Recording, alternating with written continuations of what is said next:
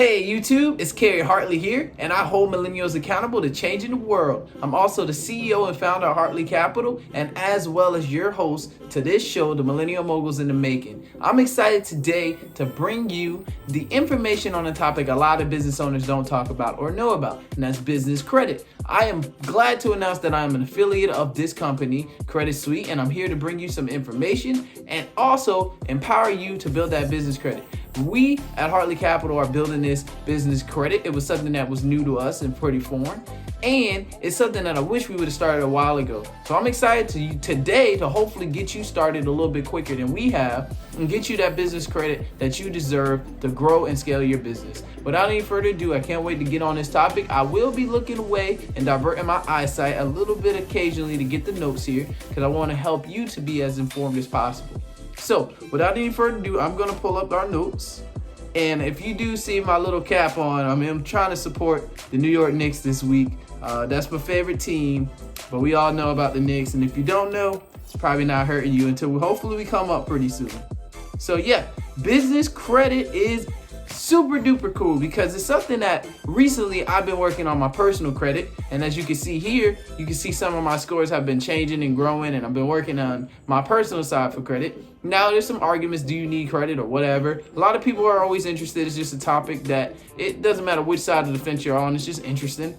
So business credit was new to me. As I started to grow and learn and try to figure this thing out, I was like, hey man, there's business credit. I think my first business with my partner, we got a business credit card, but it was attached to one of our social security number.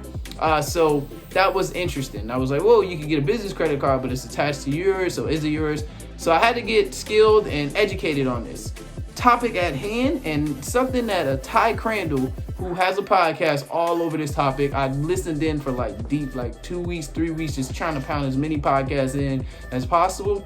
And I learned a lot. And I was really informed about not podcasting. That was one little slip up there, but what I was really interested in was business credit and how this can, produce so many results for so many different industries. Now in the real estate industry, you're kind of like everybody's ugly stepchild. I hope that wasn't for lack of a better term, but nobody wants to give you credit. Nobody wants to lend to you. Now, if you're in the real estate space and you're getting a loan for the properties, now that's a different type of product. But in terms of just your business, man, this is nobody wants to touch anything to do with your industry because you're risky. You're not a safe bet for their underwriting process. So trying to build business credit was well, where do I start? How do I get going? And I was able to get some great information from Credit Suite and learn a little bit more. And that, I believe Ty Crandall is the owner of Credit Suite, or he has a podcast maybe personally where he talks about business credit. But nevertheless, the information I got was real accurate. And it was something that I was like, hey, we need to implement this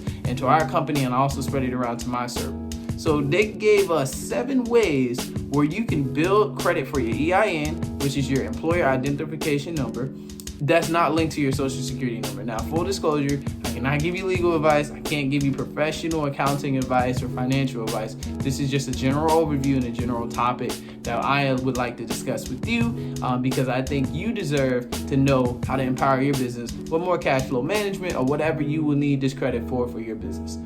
So one of the first things is, truthfully, when I was starting off with building business credit and also my personal credit while I was building my business credit, one of the things that you want to do is focus on your information. And now in a business, it's even more important. I'm not here to give you personal credit advice, but I am here to talk about the overview of business credit and what people might be looking for. So if your business is established and it's registered with the Secretary of State in no matter what state, and this is in terms of United States focused type of credit opportunity for you to learn, because I'm not really, I would say, educated on any of the international laws or how that might work, but in the borders of the United States, here you will have to be registered as a company. So you can either be an LLC or Corp or S Corp. Again, I'm not a lawyer, so I can't give you advice. For us, we are a Corp. So with that being said, most people that are entrepreneurs like to put on their home address, which is 1, for being unsafe, and 2, it does not validate your business. One thing most people don't know is that your business credit score is pretty much public. So when people go to see it, you're pulling your personal address, and 2, other people who are looking to extend you credit see that your house is the address. It may look like there's not much of a a valid, formalized business there. So that's one way you can start. For instance, virtual offices. They're a great way for you to get a legitimate, maybe even prestigious type of address for your business. You can receive mail there. They give you call agents who may answer the phone for you. So it's really an exciting way to expand your business with such small investment up front. I think it runs us about $111 a year. I mean, no, not a year. I apologize, a month. That it allows us to kind of get that structure and package for our business. Now, even some of these virtual offices offer you an opportunity to get an office space. It gives you an opportunity to possibly even get a suite where you would like to have more people come on. But even if you're in a point where you can go sign a lease and get a business place and it makes sense for your numbers, it all creates validity. Now, when people do this, what I've heard is sometimes when you pull the business report for some businesses, the reporting agencies will actually put a Google Maps view of the place, the principal address on that credit report. So your house could be literally on the report that somebody's looking to extend you a $100K credit line. Now that's kind of what I would say, one, risky, and two, man, I don't know. A lot of people starting off businesses don't start off in the mansion that they want to end up in. So for them to see your modest home or even see your apartment, it might really stop your growth and opportunity to get approved in credit. Another thing to help you improve your formalization of your business and your validity is your number. Now, like I said, the virtual office, they provide 1-800 numbers, and they also provide local numbers for your business. So you should get both, I would suggest, because the 1-800 number is something that businesses usually always have, a 1-800 number. Two, it gives you a little bit more space between you personally and in your business. So a 1-800 number may be for national, and in the local number, you can give out to people for your local number. Now, your virtual office will receive both calls, and they can send it to you right on your cell phone, right? It'll just forward you the call.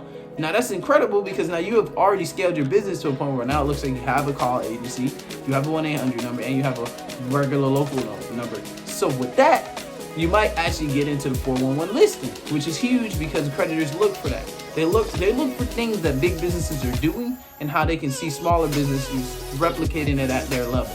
That's another great way. So far we have two ways: is your address and also your numbers. Like, where are you getting your phone calls? You get into your house phone? Does your call ID does it say your business name? Do you have a good voicemail setup? Can you receive messages when you're not by your phone, such as a call agent? It's super cool. And creditors look for this. So let me follow back through to my notes, make sure that I'm following along here. Now, so we are already on step one, building that business credibility. It's really important too, that address that you get and that number, you put it everywhere. Why? Because you want consistency. You want people to see you at the same location, at the same number everywhere. And creditors want to be able to find you. Because if you're going to borrow money from them, guess what? They don't want you to literally stop anything that you're doing to run away from them to pay them back, right? I mean, that's the biggest thing. They give you money, you stop doing business, and then you just take their credit and they can't find you to redeem like the money that's owed to them. So they want to have a place that they know you can go and they can find you and they can reach you at that time.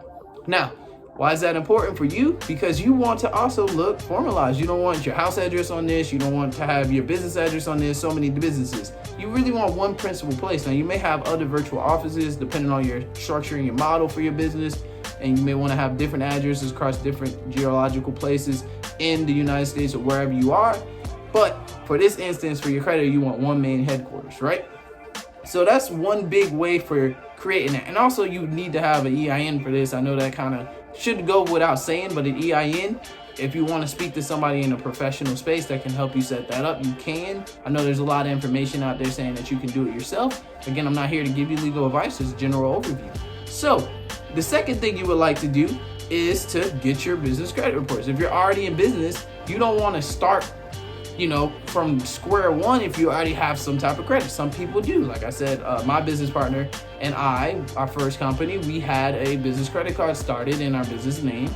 Now, this is one way you can do it, but that technically should give us a report. It should generate a report. So with that, you might have a whole bunch of trade lines. Maybe in a business industry where you have trade lines and people have extended you credit. Are they reporting it on your business credit report? That's important. So pull that. If you don't have one, fine. What do we have to do to start getting you one? Now, from my notes, what I'm seeing is there's a few reporters out there. So you have the Paydex store, and you also have Equifax, and I believe you also have Experian report and business credit reports. So those are 3 people you want to reach out to. Now, of course, like Credit Suite does help you with this. They give you business credit monitoring systems, and they also help you to pull your numbers and to see. Also, a great one is nav.com, which is free. nav.com, and I'll put the link in below.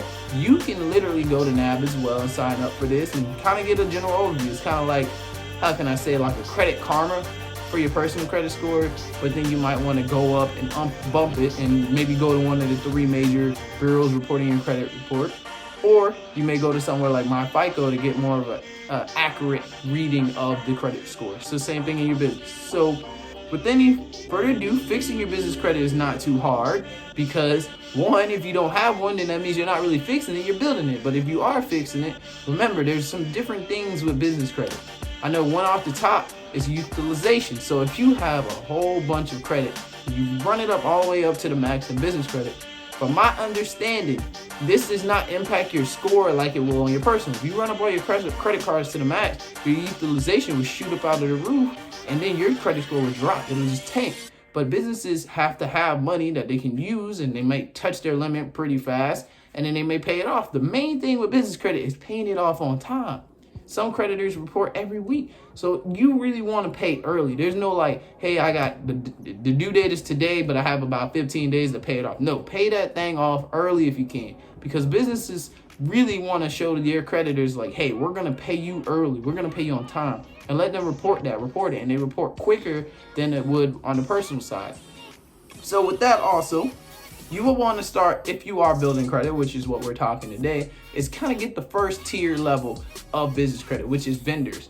So some people always know about Uline or Quill and Granger and HD Supply. So those are people that may extend you like net 30s, net 90s, net 15, whatever accounts. Net means, hey, we want all our money back by this many days.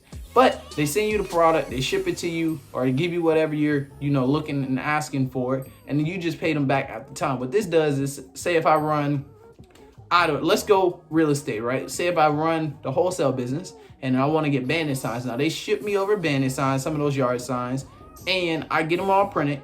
I don't pay today. I receive the product. I go put up a bandit sign. They give me a net 30. Now that gives me 30 days to pay them back. So within a week, I have the bandit signs out. I get my first few calls. I qualify them. I go on appointments.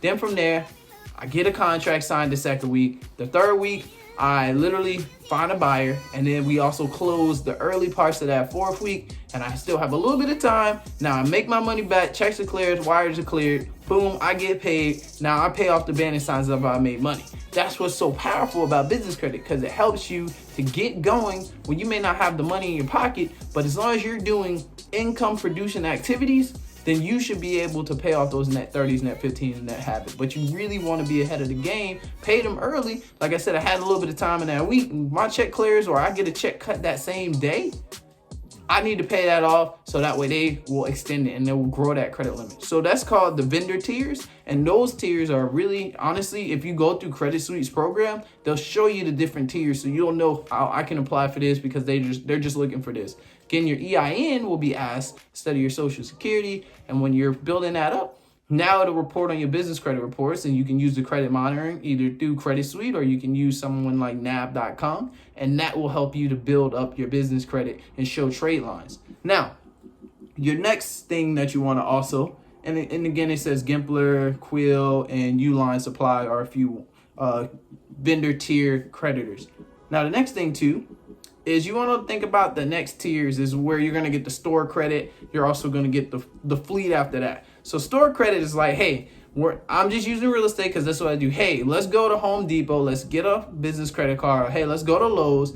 Now that we have some trade lines, I believe they want to see about 3 to 5, 3 to 7. Again, Credit Suite is going to be your place where you would want to get all the direct information, and that link will be below. They're awesome. And I am glad to be a part of their affiliate program. So I would love to just share, what we're using and what we're implementing in our company. So from there, you would want to get those tiers to a point where now you can go into Home Depot or Lowe's and then openly apply for a credit card with them, but strictly through your EIN, which is like your business Social Security number, for lack of a better example. but that number is going to allow you to apply for a credit. Now, you may get a $40,000 credit limit at, I don't know, Home Depot as a real estate investor. Now, this allows you to either have a little card there for a couple flips, or if you're doing wholesale, now you can there's another technique in wholesaling where you can do wholesaling.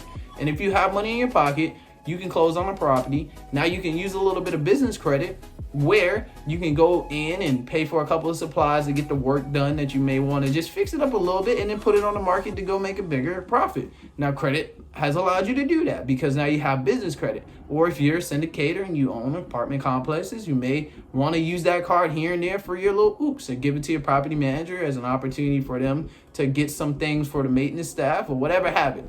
But it's there.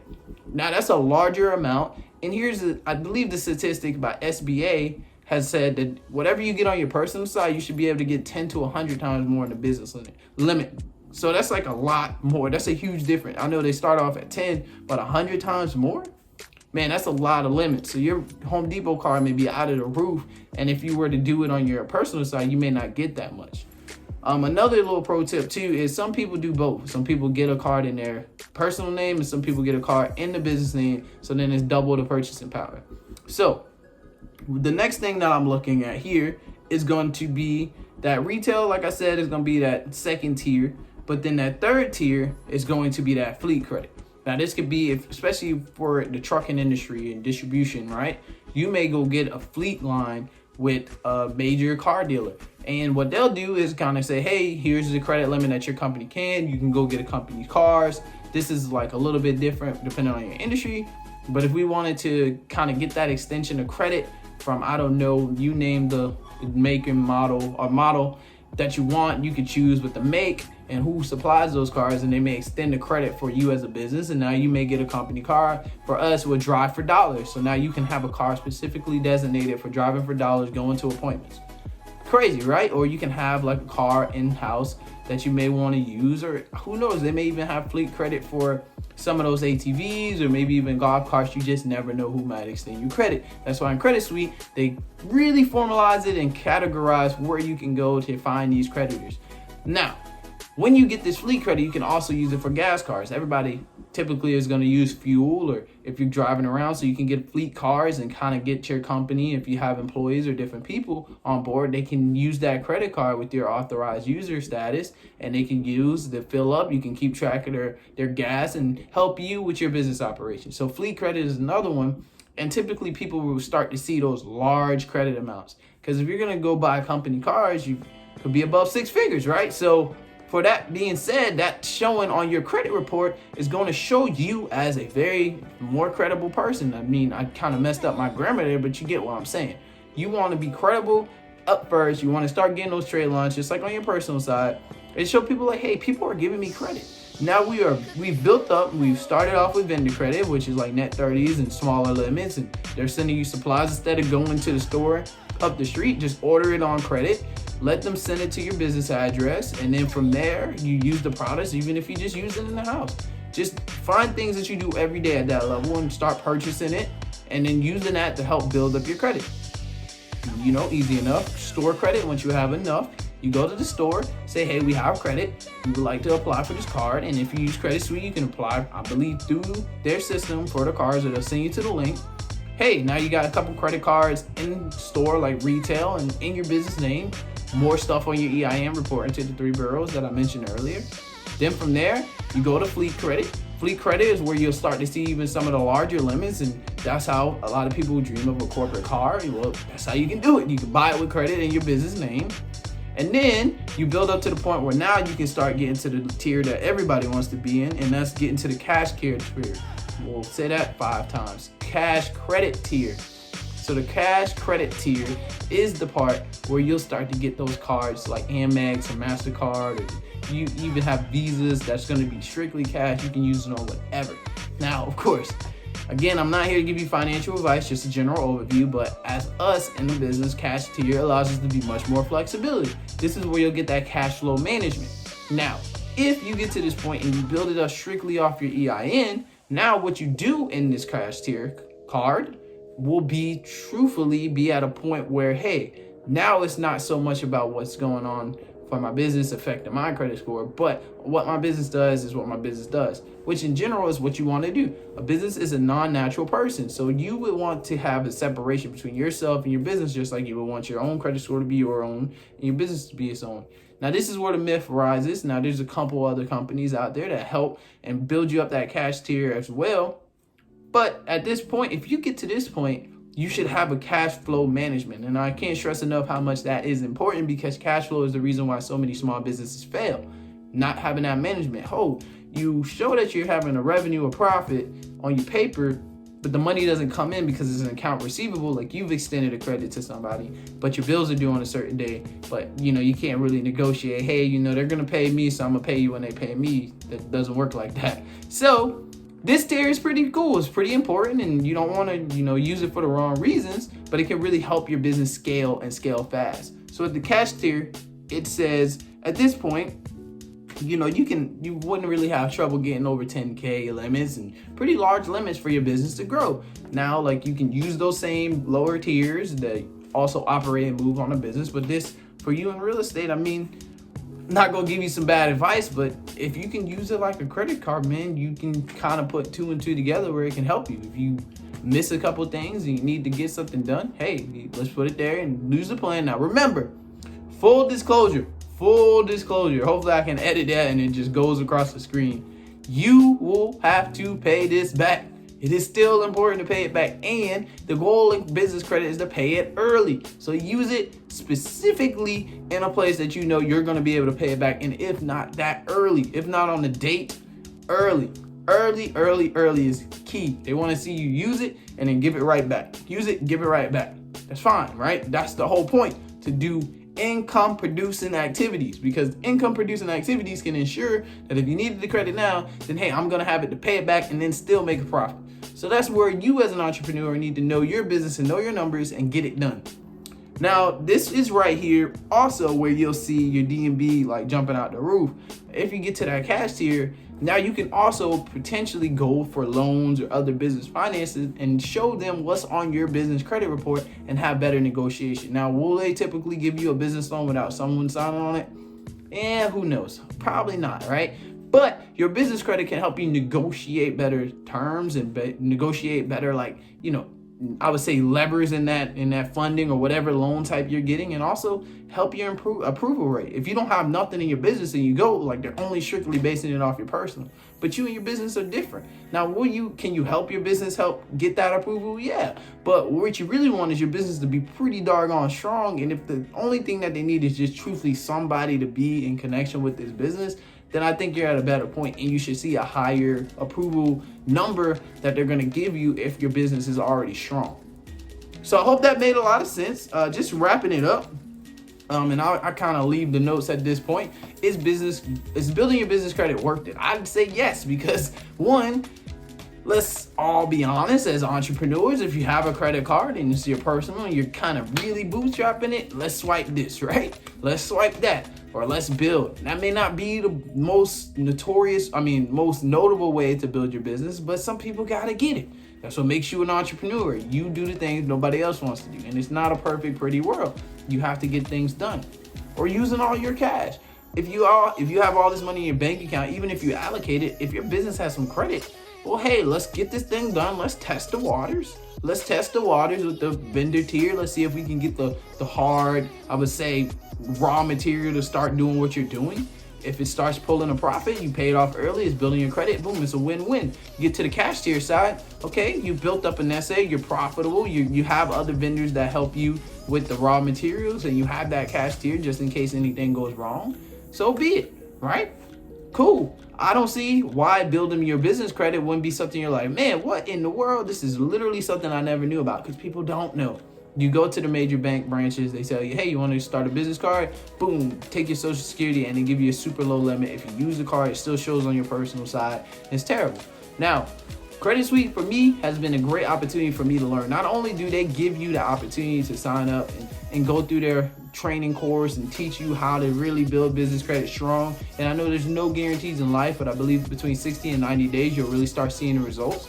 That's a great opportunity. There's a couple other products out there I can't speak on, but this has been something that's caught my attention. Why? Because of Ty Crandall and all of his information in his podcast and his information out there on business credit, blogs, all types of stuff. Hopefully I'll have the show, I'll put the links below, and if you're listening on a podcast, it should be in the show description. This is super cool because business credit is something that people don't know that major businesses are doing. If you go pull Walmart's trade limits, man, they have hundreds, right? They're not stocking the shelf with paper towel and napkins off of their money. No, they go get it on credit, stock it on the shelf, and then they go pay off the credit once they make a profit. That's just kind of like no-brainer.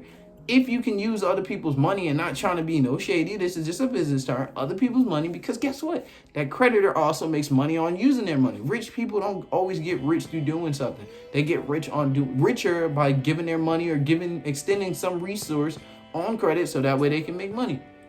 Something that a lot of people don't realize every day. So this is just something that I believe can help you to exponentially grow your business. Like, it can help you expand, and it can help you grow and build and be better as an entrepreneur. Because I know the headache. Trust me, I know the headache. You're sitting there looking at your business plan, writing it all out, doing everything you're doing, SWOT analysis, all of that. Then you start launching, you're just bootstrapping everything you can. You're creating like the minimal valuable product. Like you're just creating like the smallest level product that you can to test it. It's good, but if you start wanting to scale, man, sometimes you may need the raw material in a different way than just cash. And people can argue like, hey, you shouldn't start a business if you don't have no money, but that's, their own opinion, and everybody's entitled to it. I believe there's a lot of people out there that are very smart, very savvy, have trained in their either industry or in school to do amazing things, and sometimes they just shouldn't be held out of the business realm because they don't have the cash, or they shouldn't be held out of their idea actually showing some type of fruition because they don't have access to resources. So building that business credit, I believe, can help you go to the next level, start that business and grind. And also, for my millennials out there, you can help change the world. So it's been a pleasure of mine to share with you how to build business credit, how to also explain a little bit more about the program at Credit Suite. And as well, I'm also an affiliate of nav.com. They're an amazing opportunity for you to actually click on the link below and then go find out your business store. If you're already started, or if you're starting your business and you got your EIN, well, go ahead and start it now. So that way, as you start building these trade lines, you can start getting the reporting. And also Credit Suite does as well. They have a credit score reporter or monitoring system for your business. This is crazy because there's resources out there for you to use, and I am blessed to give them to you, and I'm blessed to also give you a little bit of insight behind them. So it's been my pleasure. I'm Kerry Hartley. I hold millennials accountable to changing the world. Thank you for listening to the Millennial Mogul in the Making podcast and YouTube show. I look forward to our next episode. So stay blessed and go out there and crush it and do your very best, and never let anybody tell you can't do it, because you're a superstar. You don't shoot for the stars. You don't shoot for the moon. You shoot for the galaxies and you land on the stars. And I know I'll see you there somewhere way out far doing it.